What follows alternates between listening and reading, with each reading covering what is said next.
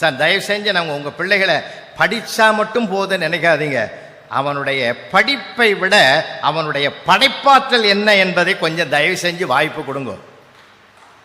வாய்ப்பு கொடுங்க, தயவு செஞ்சு வாய்ப்பு கொடுங்க. நாங்கள்லாம் அப்படி தான் வாய்ப்பு கொடுத்ததுனால தான் வளர்ந்துருக்கிறோம். வாய்ப்பு கிடைக்கலன்னு வச்சு இங்கே வளர்ந்துருக்க முடியாது சார். ஒரு இயந்திரமாக ஆக்குறான் அவனை. இன்ஜினியராக டாக்டராக உலகத்தில் யாராவது பிள்ளைங்களை சொல்கிறோமா நீ மனுஷனாவிடான்னு சொல்கிறதே கிடையாது. நாமும் சொல்கிறதில்லை, சிலபஸும் சொல்கிறதில்லை. சிலபஸில் எந்த சிலபஸில் மனிதனை பற்றி பாடம் நடத்தினானே தவிர மனுஷனாகிறது எப்படின்னு சொல்லி கொடுக்குறானா? இல்லை. அன்றைக்கி ஒரு மருத்துவருக்கு பொண்ணு பார்த்துட்டு வந்தாங்க சார். அவங்க அம்மா அப்பா போய் பொண்ணு பார்த்துட்டு வந்து அவரையும் கூட்டிகிட்டு போய் வந்து பார்த்துட்டு, ஏன்பா அப்படியே அமைதியாக இருந்தா எப்படிப்பா, பொண்ணு பார்த்தியே ஒரு அபிப்பிராயம் சொல்ல வேணாமா, பொண்ணுக்கு தாய் தகப்பன் கேட்குறாங்க, 48 மணி நேரம் போகட்டோன்னாரு. ஏன்னா அவர் டாக்டர், உயிருக்கு உத்தரவாதத்தை 48 மணி நேரம் நிர்ணயிக்கிறவர். எதனோடு பழகுகிறோமோ அதன் வாசனை தான் நமக்கு எப்பயுமே வரும். அதனால தான் நீ நல்லதோடு பழகணும்னு. ஏன்னா அந்த மாதிரி ஒரு பழக்கம் இப்போ நம்ம நினைக்கிறான், படி படி படி படி. அவனே வெறுத்து போயிருக்கிறான். குழந்தைங்க வெறுத்து போயிருக்கிறான். இங்கே கூட இருக்கிற மூத்த பெருமக்களுக்கு நான் வணங்கி சொல்கிறேன், ஐயா சந்தோஷமாக இருக்கிறதுக்கு 2 வழி. சந்தோஷமாக இருக்கணுமா, குழந்தையாக இருக்கணும். இல்லைன்னா குழந்தைகளோடு இருக்கணும். குழந்தையாக இருக்கணும், இல்லைன்னா குழந்தைகளோடு இருக்கணும். அதை விட ஆனந்தம் உலகத்திலே கிடையாது சார். குடலினிதி யாழினிதி என்பதம் மக்கள் மழலை சொல் கேளாதவர். அவனை பேச விட்டு கேளுங்களேன், அவன் என்னதான் பேசுகிறான்னு பார்ப்போமே. அதுக்கு வாய்ப்பு கொடுத்துருக்குறோமா? வீட்டுக்குள்ளே போனான்னு சைலண்ட். அவன் என்ன பண்ணுவான் பாவம். ஸ்கூலுக்கு போனாலும் சைலண்ட். இந்த வார்த்தையை சொல்லாதீங்கன்ற. அவனை பேச விடுங்க, சந்தோஷப்படுத்த விடுங்க. அவனுடைய வார்த்தைகளை, அறகுறையாக வர்ற வார்த்தைகள் தான் சார் அன்னை தமிழை தாண்டவம் ஆடுறான்னு நான் நினைக்கிறேன். நான் அவன் என்ன அழகாக பேசுகிறான். அண்ணா நகரில் ஒரு வீட்டு போய் கதவை தட்டுற ஒரு பெரிய ஆள்லாம் வரல, சின்ன பையன் பொடி பையன் வர்றான். யார் வேணும்? அப்பா எங்கடா? வெளியே வேலைக்கு போயிருக்கார். அம்மா மார்க்கெட்டு போயிருக்குது. அண்ணன் கிரிக்கெட் ஆட போயிருக்கிறான். நீ எங்கேயாவது போகிறதானே? இப்போ நான் கூட என் ஃப்ரெண்டு வீட்டில் தான் இருக்கிறேன்னா. இப்போ நான் தான் வீடு மாறி வந்துட்டேன்றதை என்ன அந்த குழந்தை என்ன அழகாக சொல்கிறான் பார்த்தீங்களா? ரொம்ப ப்ரில்லியண்ட்டாக பேசுகிறான் சார். சில பேர் இன்னொரு வீட்டில் கதவை தட்டினா அப்பா எங்கடான்னு, இதான் விஷயம். பணம் தரணும். நீங்களா அவரா? நான் தான் தரணும். என்கிட்ட கொடுங்க, நான் கொடுத்துட்றேன். அப்பா தரணும் போல் இருக்குது. அவர் வெளியூர் போயிருக்கார், எப்போ வருவார்னு தெரியாது. நான் என்ன கேட்குறேன், குறையோ நிறையோ சார், எதையுமே நம்ம ரசிக்க பழகிட்டோம்னா குறை கூட தானாகவே சரியாயிடும். நான் தமிழ் அறிஞர் தென்கட்சி சுவாமிநாதன் அவர்களோடு 7 ஆண்டுகள் பயணப்பட்டவன். அவரும் நானும் சேர்ந்து பயணித்தோம். சின்ன சின்ன விஷயங்கள் கூட ஒரு ஹியூமராக சொல்கிறதுன்றது எப்படின்னு அவர்கிட்ட தான் நான் கற்றுக்கிட்டேன். அவர் கூட இருந்தோம்னா நமக்கு கோபமே வராது சார். உண்மையிலே சொல்கிறேன். அப்படி ஒரு கடவுள் படைப்பு அவர். அந்த படைப்பு வாணியம்பாடி முத்தமிழ் மன்றத்தில் பேசி முடிச்சுட்டு கூட்டம் முடிஞ்சுது. அப்போ அப்துல் காதர் ஐயா தான் எங்களை கூப்பிட்டுருந்தார். பேசி முடிச்சிட்டோம். ரூமுக்கு போகலாமான்னு நான் சொன்னேன். வேணாம் தம்பி, வா பஸ் ஸ்டாண்டுக்கு போவோன்னு. 2 பேரும் பஸ் ஸ்டாண்டில் உட்காந்து பேசிகிட்டு இருந்தோம். மணி 12 ஆகுது. என்னங்கய்யா போகலாமான்னு. இல்லை அந்த ரூமை விட இங்கே நல்லா இருக்குதுப்பா, இங்கேயே பேசிகிட்டு இருப்போன்னாரு. ஏன்னா அந்த ரூமு நல்லா இல்லைன்றதை என்ன அழகாக சொன்னார் பாருங்க. இல்லை, அவர்கிட்ட நிறைய கற்றுக்கணும் சார். ஏன்னா அந்த பக்குவப்பட்ட மனசு சார். நான் ரொம்ப ரசிப்பேன் அவரோட நேரடியாக நான் கூட இருந்தவன். நான் நிறைய விஷயங்கள் நானே கேள்வி கேட்பேன், அவர் பதில் சொல்லுவார். மடிப்பாக்கத்தில் அவருடைய வீட்டுக்கு நான் போயிருந்தேன் சார். காலையில் எப்போல்லாம் ஆல் இண்டியா ரேடியோவில் ஒர்க் பண்ணுறார். காலையில் 7 மணிக்குள்ளே பிடிக்கணும்னு, ஆளை பிடிக்கணும்னு வீட்டுக்குள்ளே போய் அவரிடத்துல பேசியிருந்துட்டு நேராக பஸ்ஸில் தான் பயணம் பண்ணுவார். காரெல்லாம் போக மாட்டார். அந்த ஆடம்பரம்லாம் அவருக்கு பிடிக்காது, அவசியமும் பிடிக்காது. பஸ்ஸில் போனால் போகும்போன்னுவார். ட்ரெயினில் போவார். அங்கேருந்து நான் பஸ் ஸ்டாண்டில் நாங்கள் நிற்கிறோம். ஏற்கனவே பஸ்ஸில் ஏறி உட்காந்துருந்தோம். அங்கேருந்து ஓடி அவரை பார்த்துட்டு சொன்னேன், என் தெய்வமே, உன் நிகழ்ச்சினா எனக்கு உயிருன்னா. ஐயா கேட்டார், டெய்லி கேட்பையா அப்படின்னார். அதெல்லாம் இல்லை, நீங்கள் ஆரம்பிப்பீங்க, என் கம்பெனிக்கு நேரம் ஆயிடுச்சுன்னு நான் ஓடிட வேண்டாம். நான் என்ன கேட்குறேன், இந்த பாராட்டு அங்கே தேவையா சார்? ஆனால் அவன் போன பிறகு என்கிட்ட என்ன சொன்னார் தெரியுமா தென்கட்சியார்? ஒருத்தனை கம்பெனிக்கு அனுப்புறதுக்கு நான் காரணமாக இருக்கிறேன் பற்றியான்னாரு. சார் இந்த மாதிரி பெருமையாக எடுத்துக்கணுன்ற. நான் பெருமையாக வெளியிலேயும் எடுத்துக்கிட்டிங்கன்னா நீங்கள் நட்பு வளரும். வீட்டுக்குள்ளே போனோம்னாலும் உறவு வளரும். இல்லை, நம்ம அங்கேயும் வெறுக்கிறோம், இங்கேயும் வெறுக்கிறோம். அப்புறம் நமக்கு யார் தான் ஆதரவு? எந்த இடத்துலையுமே ரொம்ப மகிழ்ச்சியாக பேசிட்டு பழகிட்டோம்னு வச்சுங்களேன். இன்னொன்று ஞாபகம், நாம் எப்போ வாழ்க்கையில் ஜெயிக்கிறோம் தெரியுங்களா? நாம் ரெகுலராக இருக்கிற இடத்துல ஒரு நாள் இல்லைன்னா சுற்றியிருப்பவர்கள் மறுநாள் நம்மை பார்த்து நீங்கள் இல்லாததனால் ஒரு நாளையே நாங்கள் இழந்தோம் என்று சொல்லுகிற வார்த்தை தான் நாம் வாழ்க்கையில் ஜெயித்ததற்கான அடையாளம். அதை விட்டுட்டு போனதே போனீங்க 10 நாள் இருந்துட்டு வரக்கூடாது அப்படின்னா நம்ம தோற்று போயிட்டோன்னு அர்த்தம், நம்ம தொல்லையில் இருக்கிறான்னு அர்த்தமே.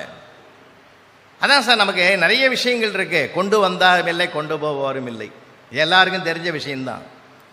நம்ம எதனோடவோ போராடிட்டு கிடக்கிறோம். ஆனால் இன்னைக்கு அந்த ஒரு காலகட்டத்தில் அதனால தான் பாரதி பண்ணது தான் முக்கியமானது. நான் பாரதியை விட்டு வெளியே வரல, அவன் தான் பாடினான், எந்தையும் தாயும் மகிழ்ந்து குலாவி இருந்தது முன்னாடே. நம்ம அப்பா அம்மா எப்படிதான் இருந்தாங்கன்னா எந்த கொஞ்சம் குலாவி வாழ்ந்தாண்டா. இந்த தேசம் உலகத்துக்கு வழிகாட்டுற குடும்ப வாழ்க்கை உடைய நாடுறா இந்த நாடு. சாதாரண நாடா இது? எந்தையும், அந்த எனக்கு ரொம்ப பிடிச்சது அது, எந்தையும் தாயும் மகிழ்ந்து குலாவி, ஒருத்தருக்கு ஒருத்தர் அன்பா பேசிக்கிட்டு இருந்தான், உறவுகளை வளர்த்தான். எத்தனை உறவுகள் நம்ம வீட்டுக்குள்ள சூழ்ந்து இருந்தது சார், இன்னைக்கு எல்லாமே காணாம போச்சே சார். வருத்தமா இருக்குது. நான் அடிக்கடி சொல்றது, நானே என் தம்பி வீட்டுக்கு போறேன், என் தம்பி பையன் எதிரில் வந்து உங்களை எங்கேயோ வாட்ஸ்அப்லையா ட்விட்டர்லையா ஃபேஸ்புக்லையா எங்கேயோ பார்த்தனேன்றான். சண்டால பாவம் பெரியப்பாடா நான் என்ன உறவுகளை கூட கருவிகளை பார்த்த மாதிரி சொல்கிற காலமாக போச்சு ஐயா. ரொம்ப வருத்தமாக இருக்குது. விலகி போகிறோம், எதை சாதிக்க போகிறோன்னு எனக்கே தெரியல. மகிழ்ச்சியாக இருப்போம், ஆனந்தமாக இருப்போம்.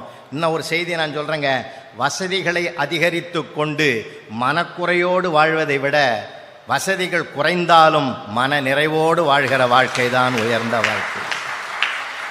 அதுக்கு நிகரானது உலகத்திலே கிடையாது சார். அதனால்தான் பாட்டனும் பூட்டனும் என் பாட்டியும் தாத்தாவும் எங்க அப்பனும் அம்மாவும் குடிக்கிற கூழா இருந்தாலும் கூட அதை நிம்மதியாக சாப்பிட்டான். சோறு இல்லையேன்னு வருத்தப்படலை, காய்கறி கூட்டு பதார்த்தம் இல்லையேன்னு வருத்தப்படலை.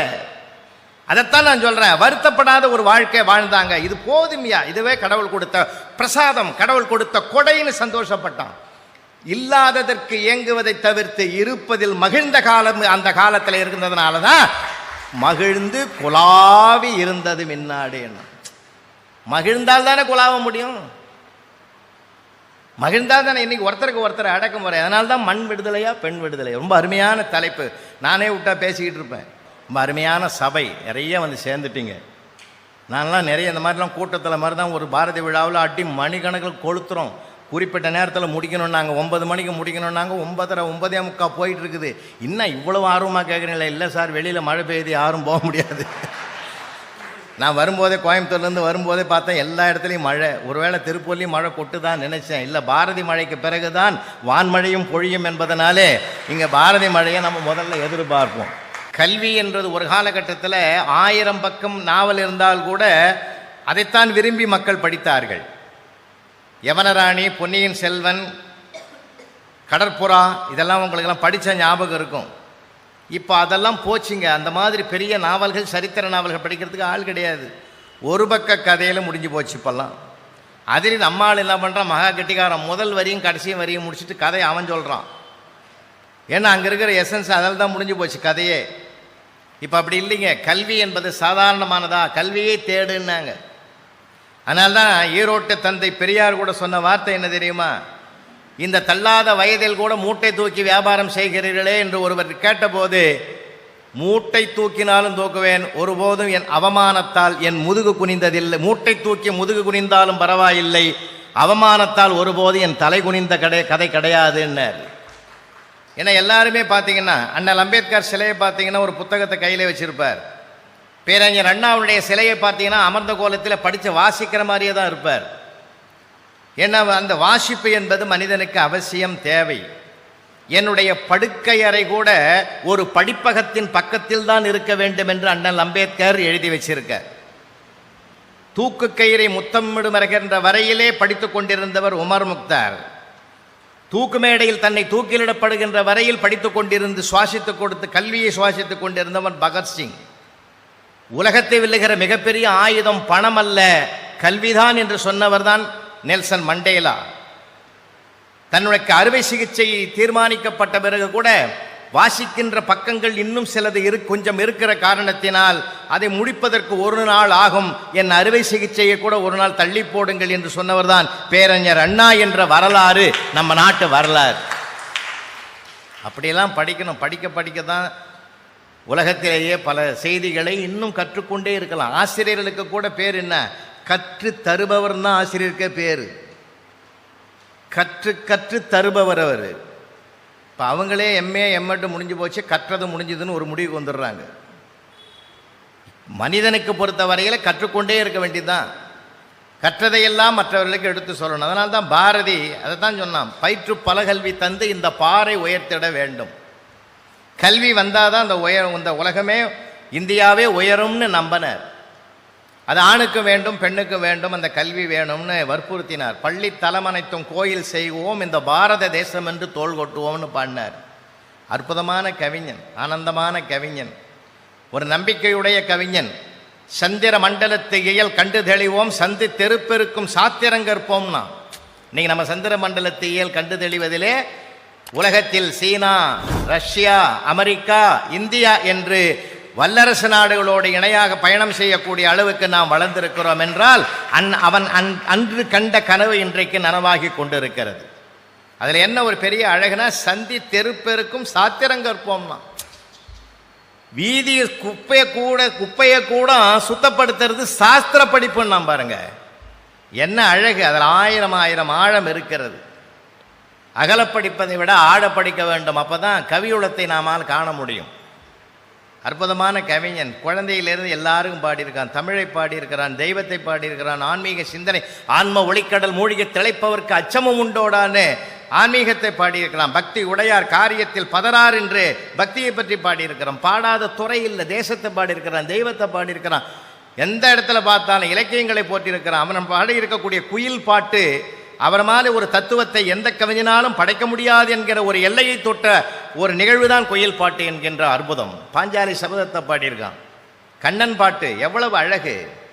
எல்லா தொட்ட இடங்களிலெல்லாம் பிரகாசிக்கக்கூடிய அற்புதமான கவிதைகளை கொட்டி தீர்த்தவன் அவன். இன்னொரு ஒரு பெரிய வரலாறு உங்களுக்கு நான் நினைவுபடுத்தணும். செந்தமிழ்நாடினம் போதினிலே என்ப தேன் வந்து பாயுது காதினிலே என்று அவன் பாட்டு எழுதினானே, அந்த பாட்டு 4ஆம் தமிழ்ச்சங்கம் பாண்டித்துறை தேவரால் தோற்றுவிக்கப்பட்ட 4ஆம் தமிழ்ச்சங்கத்தில் நடத்தப்பட்ட கவிதை போட்டிக்கு அனுப்பப்பட்ட பாடல். அந்த பாடல், அன்புக்குரியவர்களே, 4 பேர் சூழ்ந்திருந்து ஒரு அறைக்குள்ளே 4 சுவற்றுக்குள் தீர்மானம் செய்தார்கள். இது முதல் கவிதை, இது 2வது கவிதை பரிசு, இது 3வது பரிசு என்று மகாகவி பாரதி எழுதிய அந்த செந்தமிழ்நாடனும் போதனில்லை என்ற பாட்டு 3வது பரிசுக்குரிய கவிதையாக தேர்வு செய்யப்பட்டது. நான் ஒன்றை கேட்கிறேன், முதல் பரிசு பெற்ற கவிதை எங்கே? 2ஆம் பரிசு பெற்ற கவிதை எங்கே? காணாமல் போனது. முதல் பரிசா 2ஆம் பரிசா என்று தகுதியை தீர்மானிப்பது 4 சுவற்றுக்குள் இருப்பவர்கள் அல்ல, நாடு முழுவதும் இருக்கிற மக்கள் தீர்மானிக்க வேண்டும். அந்த மக்கள் தீர்மானித்ததனால் தான் இன்றைக்கும் உயிரோடு உணர்வோடு அந்த பாரதியினுடைய பாடல் இருக்கிறது என்றால் முதல் தரமான கவிதை அதுதான். அப்படிப்பட்ட ஒரு முத்திரை பதித்த வித்தகன் தமிழில் கூட ஒரு புரட்சியை செஞ்சான். இந்த மண்ணிலே சமூகத்தில் ஒரு புரட்சி செய்தது மட்டுமல்ல, தமிழிலே புரட்சி செய்தான். பண்டிதர் கையிலே மட்டும் தவழ்ந்த தமிழை பாமர மக்களிடத்திலும் கொண்டு வந்த பெருமை பாரதி மட்டும்தான் உரிமை கொண்டாட முடியும். என்ன அழகு! எளிமையான நடையை கொண்டு வந்தோம். புதுக்கவிதையின் பிதாமகனே பாரதி தான். புதுக்கவிதை அதற்கு பிறகுதானே எல்லாமே வரிசையாக வர்றாங்க. புதுக்கவிதை பாடலாம் என்ற அந்த காலத்தில் அப்படி கிடையாதுங்க. கடுமையான தமிழ். நம்ம தமிழை படித்தாலே நமக்கு பக்கத்தில் ஒரு தமிழ் புலவர் இருந்தால் தான் அதுக்கு புரியும். நான் ஒரே ஒரு செய்தி சொல்கிறேன் உங்களுக்கு. நமக்கு அது என்னன்றதை நம்ம தெரிஞ்சுக்கணும். காலாயுத கொடியோன் கையாயுத வழிய மாலாயுதம் என்ற மாமணியை தான் உதிர்த்தாள். இதுக்கு என்ன அர்த்தம்? காலாயுத கொடியோன் கையாயுத வழியே மாலாயுதம் என்ற மாமணியை தான் உதிர்த்தாள். இவ்வளோ பெரிய வரிக்கு என்ன அர்த்தம்னா அழுதாள். இதுதான் விஷயமே, அழுதாள். சரி, அதுக்கு என்ன விளக்கம்? காலாயுத கொடியோன், காலை ஆயுதமாக உடையது எது? சேவல். சேவலை கொடியிலே பெற்றவன் யாரு? முருகப்பெருமான். முருகப்பெருமான் கையில் இருக்கிற ஆயுதம் எது? வேல். வேல் போன்றது எது? அந்த பெண்ணினுடைய விழி. அந்த விழியிலே இருந்து முத்து முத்தா வருது. அது எங்கிருந்து வந்தது? மாலாயுதம் என்று. திருமாலினுடைய ஆயுதம் எது? சங்கு. சங்கிலிருந்து பிறப்பது எது? முத்து. முத்து முத்தா கண்ணீர் துளி விட்டாளாம், அழுதாள் என்ற ஒரு செய்தியை கவிதையை படித்து புரிஞ்சுக்கிறதுக்குள்ளே நம்மளை அழ வைக்கிறானே. இதுதான் பண்டித காலத்து தமிழ். ரொம்ப அழகான பேச்சா. ஒரே ஒன்று உங்களை பற்றி நான் சொல்ல வேண்டிய அவசியம் இல்லை. திருப்பூருக்கு பலமுறை வந்திருக்கிற ஐயப்பன் திருக்கோயிலுக்கு ஆண்டுதோறும் வருகிறவன். 12 ஆண்டுகள் சபரிமலைக்கு யாத்திரை போகும்போது கூட என்னுடைய சகோதரர்கள் சக சகோதரர்கள் ஒரு 45 பேரை கூட்டிக்கிட்டு வந்து ஐயப்பன் கோயிலுக்கு இங்கே வழிபாடு முடித்து நாச்சிமுத்து அண்ணன் நம்ம பொன்னுதுரை ஐயா நம்ம ஐயப்பன் குரூப் தலைவர்கள்லாம் வந்திருக்காங்க, முன்னாள் தலைவர்லாம் வந்திருக்காங்க. அவங்கள எல்லாருமே வச்சு நான் உங்களுக்கு பெரிய அன்னதானமே நடத்தி ஊருக்கு அழைச்சும் போனேன். அதனால் இந்த ஊரை பற்றி நிறைய தெரியும். பல இடங்களில் எங்களையெல்லாம் ஆரம்ப காலத்தில் 4 நூற்றாண்டு காலத்திற்கு முன்பே நான் இந்த ஊரில் காலடி படுவதற்கு என்னை கைவிடித்து கொண்டு வந்தவர் எங்கள் அருமையான பெருமைக்குரிய நம்முடைய ரத்னம் செட்டியார் அவர்களையும் இந்த நேரத்தில் நான் வணங்குகிறேன். நன்றி மறப்பது நன்றென்றுன்னு நான் குரல்ல அவர் மறக்க மாட்டேன். அதுக்கு அடுத்தது அதிகமாக கூப்பிட்டவர் டாக்டர் ஔவை நடராஜன் ஐயா அவர்களோடு ஆடிட்டர் லோகநாதன் ஐயா அவர்கள் தான் இந்த தமிழ் மன்றத்தில் எங்களை நிறைய கூப்பிட்டுருந்தார். நாங்கள் ஐயாவோடு நாங்கள் பயணம் பண்ணியிருக்கிறோம். பல ஆண்டுகளாக பயணப்பட்ட இந்த ஊரை பற்றி எனக்கு நல்லா தெரியும். வார்த்தை வாயில் இருக்கிற போதே வரவேற்பு கொடுக்குற ரசிகர்கள் நிறைந்திருக்கக்கூடிய ஒரு அழகான ஊர் இந்த ஊர். அதனால் மறுபடியும் நான் சொல்லணும்னு அவசியம் இல்லை. இருந்தாலும் என் கடமை சொல்கிறேன். நகைச்சுவையாக ஏதாவது சிரிப்பாக சொன்னாங்கன்னா சிரிச்சிருங்க. சிந்தனையாக ஏதாவது சொன்னாங்கன்னா கைதட்டுங்க. ஏன்னா சிந்தனைக்கு மரியாதை கைதட்டுறது, சிரிப்புக்கு மரியாதை சிரிச்சுடுறது. ஏன்னா நாங்கள் படாத பாடு பட்டிருக்கிறோம் பல இடங்களில். 10 நகைச்சுவையை கோர்வையாக சொன்னேன். நாங்கள் எங்களுக்கு ஒரு கண் அப்படியே வளையம் விட்டுகிட்டே இருக்கோம். யாராவது ஒருத்தரை நாங்கள் ஐடி பண்ணிவிடுவோம், மையப்படுத்திக்குவோம். அவங்க எப்படி உள்வாங்கிறாங்கிறத வச்சு தான் வார்த்தைகளை நீட்டிக்கிட்டு போவோம். அடுத்தடுத்து கட்டத்தை மாற்றிக்கிட்டே இருப்போம். அப்படி போகும்போது ஒருத்தரை நான் பார்த்துட்டேன். அந்த மனுஷன் செண்டால மனுஷன் 10 நகைச்சுவை சொல்கிறேன், 10க்கும் அசையலை. எனக்கே பயம் வந்து இனி பார்க்கலாமா வேணாமான்னு முடிவெடுக்கிறதுக்குள்ளே 11வது ஹியூமர் சொல்கிறேன். கலகலன்னு சிரிச்சார். சந்தோஷம்டா, இப்பயாவது சிரிச்சான மனுஷன். அப்போ தான் கேட்டேன், பரவாயில்ல நல்லா ரசிக்கிறேன்னு. இப்போ தான் முதல்ல சொன்னேன், அது புரிஞ்சுதுன்னா. முதல்ல சொன்னதே 11வது புரியும் போது 11வது சொன்னது என்னைக்கு புரியும் இல்லை? கடைசியில் சொல்கிறது 4 நாளைக்கு பொறுத்து வீட்டில் தான் புரியும் போலகுது.